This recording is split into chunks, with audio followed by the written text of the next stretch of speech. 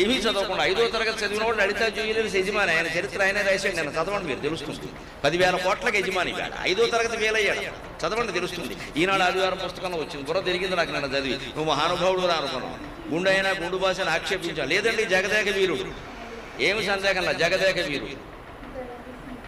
అతను ఆక్షేపించడం తప్పు. జగదేక వీరుడు వాడుకున్న అతనికి తెలిసిన లాజిక్ ఎవరికి తెలియదు. ప్రపంచం నాడి పట్టుకున్నాడు. 10 రూపాయలకి దిక్కు లేనివాడు 10,000 కోట్ల సామ్రాజ్యానికి అధిపతిగా. ఆయన మానవత్వం మర్చిపోలేదు. అతను తొలిసారి ఉపయోగపడిన నగలు వాళ్ళ తల్లిగారు 4 గాజులు. అందుకని వాళ్ళ అమ్మగారు పుట్టిన ఊరు రాజస్థాన్లో ఉంటే అక్కడ 1000 మందికి ఉచిత పాఠశాల నడుపుతున్నాడు. అమ్మాయన 1000 మందికి నడుపుతున్నాడు ఉచిత పాఠశాల.